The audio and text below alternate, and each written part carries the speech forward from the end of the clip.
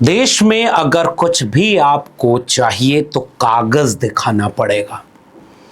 सरकारी नौकरी चाहिए, कागज दिखाना पड़ेगा।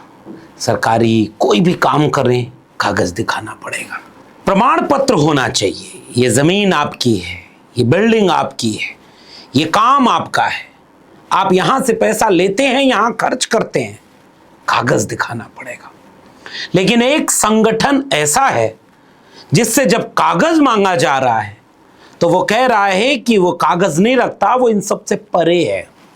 हम बात कर रहे हैं आरएसएस के, राष्ट्रीय स्वयंसेवक संघ। कर्नाटक के गृह मंत्री प्रियांक खड़गे ने एक चिट्ठी लिख करके कुछ सवाल पूछे और दस्तावेज मांग दिए, तो आरएसएस की तरफ से कुछ सामने नहीं आ रहा है। और इस मुद्दे पर बात इसलिए करना जरूरी है क्योंकि ये कोई सामान्य या छोटा मुद्दा नहीं है। हम उस संगठन के बारे में बात कर रहे हैं जो दरअसल पूरे देश को अपने कब्जे में ले चुका है, राष्ट्रीय स्वयंसेवक संघ। यही गैर राजनीतिक होने का दावा करके देश की सबसे बड़ी राजनीति करता है। एक पॉलिटिकल पार्टी के लिए प्रयोगशाला का काम करता है, पॉलिटिकल पार्टी को बना करके चुनाव लड़वाता है, जितवाता है और अपने विचारधारा के आधार पर पॉलिसी बनवाता है। करोड़ों रुपए चंदे में लेता है, करोड़ों रुपयों की बिल्डिंगें बनवाता है, शाखाएं चलवाता है, लेकिन आप उससे कोई हिसाब नहीं मांग सकते क्योंकि वो अनरजिस्टर्ड है। इसलिए ऐसे संगठन पर बात जरूर करनी चाहिए जो देश के ऊपर, देश के संवैधानिक मूल्यों के ऊपर, देश की साझा शहादत से बनी साझा विरासत के ऊपर, देश के मूल चरित्र यानी आइडिया ऑफ इंडिया के ऊपर एक अपना विचार थोप करके, एक झंडा, एक रंग, एक विचार, एक पार्टी, एक संगठन, एक तरह का सब कुछ थोप रहा है। और यह विवाद शुरू हुआ प्रियांक खड़गे की इस चिट्ठी के बाद। जून 2026 के 13 तारीख को प्रियांक खड़गे चिट्ठी लिखते हैं जो 15 को रिवील करते हुए सवाल पूछते हैं मोहन भागवत से। पूछते हैं कि आरएसएस किस कानून के तहत संचालित होता है। इस चिट्ठी के मजमून में यह है कि क्या यह रजिस्टर्ड है। चिट्ठी पूछती है कि इसकी फंडिंग कहां से आती है, इसका ऑडिट कौन करता है, इनकी संपत्तियों का मालिक कौन है, इसकी आय और व्यय का सार्वजनिक रिकॉर्ड कहां उपलब्ध है। प्रियांक खड़गे का तर्क होता है कि जब इस देश की हर छोटी से बड़ी संस्था अपना सब कुछ कागज रखती है और कागज सार्वजनिक करती है और करना पड़ता है इस देश में बाबा साहब डॉक्टर अंबेडकर के संविधान के लागू होने के बाद, तो फिर आप क्यों नहीं करते। और इसके बाद प्रियांक खड़गे की कई वीडियोस सामने आती हैं जिसमें वे इस तरह के सवाल करते हुए सुनाई देते हैं। सुनिए प्रियांक खड़गे को। they have nothing to hide ಅಲ್ವಾ। ಮೊನ್ನೆ ತಿಸೂರಿನಲ್ಲಿ ಏನಂದ್ರು ಮೋಹನ್ ಭಾಗವತ್ ಅವರು, अरे हम क्या छुपा के कर रहे हैं क्या, हम संघ के नाम पर ही कर रहे हैं। मैं भी वही पूछ रहा हूँ, संघ के नाम पे कर रहे हैं तो भैया संघ क्या है, कौन है, आपका पैसा कहाँ से आता है, वही तो पूछ रहा हूँ मैं भी। प्रियांक खड़गे की जब वीडियो आती है और उसके बाद आज मोहन भागवत की एक वीडियो वायरल होती है। मोहन भागवत की वीडियो वायरल होने से पहले मैं आपको बताऊं, अगर आप नहीं जानते हैं तो यह बात जानिए, हजारों स्कूल चलाता है आरएसएस, लेकिन आरएसएस सीधे खुद नहीं चलाता, किसी अनुषंगिक संगठन से चलवाता है। आरएसएस के हजार हाथ पैर मुंह हैं, लेकिन वो सबसे अलग अलग तरह से काम करवाता है। जब जिससे पल्ला झाड़ना होता है पल्ला झाड़ लेता है, बाकी मकसद पूरा करवाना होता है तो मकसद पूरा करवाता है। शाखाएं लगवाता है, स्कूल चलवाता है, बहुत कुछ करवाता है, बिल्डिंगें बनाता है, सब कुछ करता है, चंदे के रूप में दान लेता है और इसके बाद देश भर के हर जिले में घोषित अघोषित प्रत्यक्ष परोक्ष ऑफिसें बनवाता है। और सबसे प्रमुख पद पर बैठे मोहन भागवत Z+ सिक्योरिटी से अपने प्रमुख को चलवाता है, लेकिन कोई कागज नहीं दिखा सकता। प्रियांक खड़गे के इन सवालों का अब तक आरएसएस ने कोई ठोस जवाब नहीं दिया है, लेकिन मोहन भागवत की एक वीडियो वायरल होने लगी इस वीडियो को पहले सुनिएगा। And we are not secretive. We are working on open ground. We are calling people and telling them about Sangha. This is politics. And all these things, gimmicks are being tried. Don't do that. We are used to it. So it doesn't need any restrictions. Hindu Dharma is not registered. Many things are not registered. अंग्रेजी में बोलते हुए मोहन भागवत ये कहते हैं कि हम registered नहीं है, जैसे बहुत सारी संगठन रजिस्टर नहीं, जैसे हिंदू धर्म भी रजिस्टर नहीं। अब यहीं ठहरिएगा, कितनी बारीकी और चालाकी से आरएसएस जैसे एक संगठन को धर्म से तुलना कर दी गई। यही कोई और करता अब तक तो तूफान खड़ा कर देते ये आरएसएस वाले। धर्म आरएसएस 100 साल क्या है, और जिसे आप कहते हो सनातन, जिसे आप कहते हो कि पृथ्वी की उत्पत्ति से लेकर विनाश तक सनातन, आप उससे एक संगठन की तुलना कर रहे हो। आरएसएस नहीं था तब भी धर्म, हिंदू धर्म का वजूद, अस्तित्व, किताबें, विमर्श, बहुत कुछ था।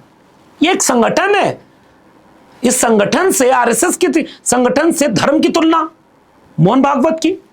और मोहन भागवत ये तक कहते हैं कि सब कुछ हम सार्वजनिक करते हैं, कुछ छिपा कर नहीं करते।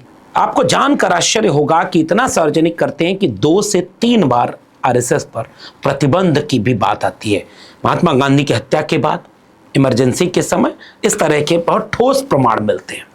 और यह बात तब हो रही है जब सावरकर ने कितनी बार माफी मांगी। यह बात उनके ही एक वारिस के द्वारा बोली गई, तब लोगों को समझ में आ गया कि ये माफी मांगने वाली विचारधारा पूरे देश को कब्जे में ले रही है। इस वीडियो को देखने के बाद अब जरा देखिए कि सार्वजनिक तौर पर आरएसएस क्या करता है, कहां खड़ा है आरएसएस, और मोहन भागवत इतनी सिक्योरिटी लेके कैसे चलते हैं।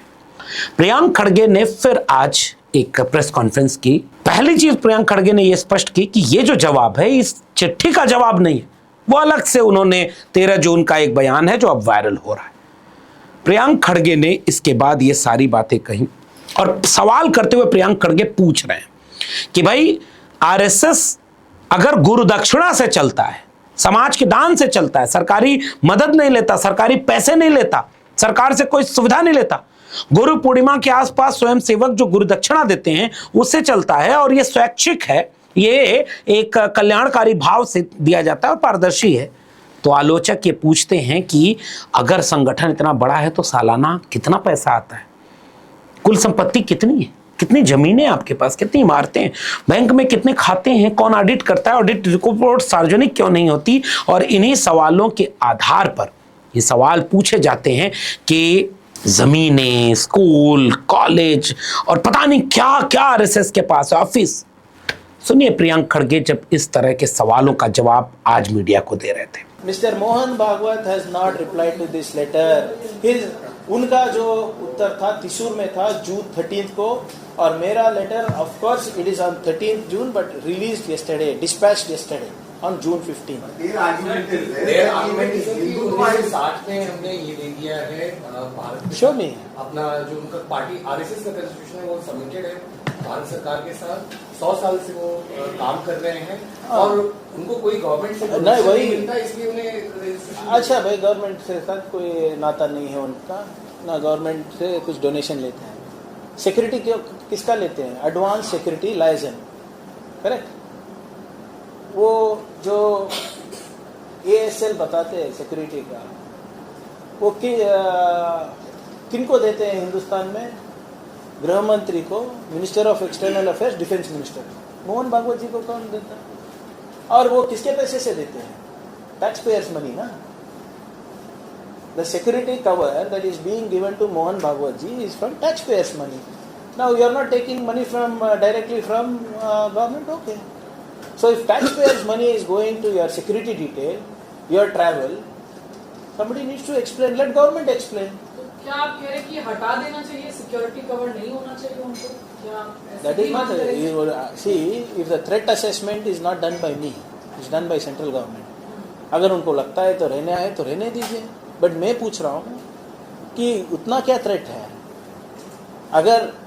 अगर मुझे केंद्र सरकार से I am getting one benefit, you are a tax payer, you should know why your money is being spent. और ये क्या नाटक है, 100 साल से कोई नहीं पूछा, अभी नहीं पूछ रहे, तो और 100 साल ऐसे ही चलेगा क्या? ये बात ठीक है कि भारत का कानून किसी भी व्यक्ति, समूह या संस्था को कहीं भी सामाजिक, सांस्कृतिक और वैचारिक गतिविधियां करने से रोकता नहीं है, लेकिन हाँ, उसे रजिस्टर्ड तो कराना पड़ता है। एक तर्क ये आता है कि ये जब रजिस्टर्ड होने की बात थी तो अंग्रेज थी, अंग्रेजों के समय कैसे करते? ठीक बात है, अंग्रेजों को इस आरएसएस से दिक्कत भी नहीं थी, वो कहता था कि हम तो आपका साथ देंगे, कई बार वो दे दिया। शुरुआत में जो इसके पहले संस्थापक थे एडगवार, उनको ये माना जाता है कि वो 1-2 बार जेल गए, उसके बाद आरएसएस से कभी कोई न जेल गया न आज़ादी की लड़ाई में शामिल था। और तो और ये वो संगठन था, जब भारत में संविधान बन रहा था तो सबसे पहला विरोध करने वाला संगठन आधिकारिक तौर पर आरएसएस था। भारत में तिरंगा बना तो उसका विरोध करने वाला संगठन आरएसएस था। कई कानूनी प्रावधान जैसे हिंदू कोड बिल और तमाम प्रावधान जब डॉक्टर अंबेडकर ले आना चाहते थे, उनका विरोध करने वाला संगठन आरएसएस था। इसका नाम गांधी हत्या की कोशिशों में जुड़ता है। सरदार पटेल ने बैन लगाया, बहुत कुछ हुआ, लेकिन आरएसएस चलता रहा। अब यहां कुछ ठोस सवाल हैं। अगर सरकार कई तरह से सबके ट्रांसपेरेंसी रखती है कि कोई न्यूज एजेंसी चल रही है तो अपना ऑडिट कराओ, दिखाओ कहीं ऑडिट हुई नहीं हुई, जैसे न्यूज क्लिक और कई संस्थान थे, उन पर तो चीन से पैसा लेने का आरोप लगा, फिर पता नहीं क्या करके तहस नहस कर दिया गया। आरएसएस कहां से पैसा लेता है? क्या विदेशी पैसा नहीं लेता? सूचना कौन देगा? आज आरएसएस चल रहा तो संविधान तो है ना, संविधान के ऊपर ही तो बहस है नहीं, तो क्या आज इस बहस को इस तरह से आगे नहीं बढ़ाया जा सकता? आप सार्वजनिक तौर पर बहुत कुछ करते हैं, आप सिक्योरिटी लेते हैं, आप बहुत कुछ कर रहे हैं, तो आज कानून और संविधान के नीचे ही तो रहेंगे, फिर कहेंगे कानून के बाहर क्यों? तो कहेंगे, तो सवाल ये बनता है कि एक ऐसी संस्था बताइए जो इससे बाहर है। कुल मिला जुला कर ये बहस इसलिए है क्योंकि एक सबसे महत्वपूर्ण संस्था अपने यहाँ लोगों को ट्रेन करती है तो अलग अलग संस्थाओं में बैठाती, विश्वविद्यालयों में कुलपति आरएसएस के, न्यायपालिकाओं में बड़ी बड़ी कुर्सियों पर बैठे लोगों के लिए कहा जाता है कि वो आरएसएस के, और वो आरएसएस के कार्यक्रम में जाते हैं, फिर आकर के संवैधानिक संस्थान पर बैठते हैं। कुलपति जाएगा आरएसएस के कार्यक्रम में भी और कुलपति भी रहेगा, न्यायाधीश भी रहेगा, मीडिया वाला भी आरएसएस में जाता है और वही रहेगा, पार्टी वाला, बीजेपी वाला, तो सब मूल लोग वही है ही। तो देश जिसके कब्जे में है उसके बारे में आप क्यों नहीं जानते? उन सवालों को आप क्यों नहीं पूछते? और वो जैसा देश बनाना चाहता है, जो इस देश के सामने सबसे बड़ा संकट है, उस संकट से अगर आपको रूबरू होना है तो इस सवाल में दिलचस्पी आपकी भी होनी चाहिए। आपका क्या मानना है इस पूरी बातचीत पर? नीचे अपनी प्रतिक्रिया जरूर दीजिएगा। फिलहाल इस वीडियो में इतना ही। वीडियो पसंद आई हो तो इसे शेयर करिए। चैनल को सब्सक्राइब नहीं किया तो जाते थे चैनल को सब्सक्राइब कर लीजिएगा। बेल आइकॉन यानी घंटी बटन दबाएंगे तो अगली वीडियो की सूचना मिलेगी। ज्वाइन करेंगे तो हमें ताकत मिलेगी। फिर मिलेंगे, तब तक के लिए बहुत बहुत धन्यवाद।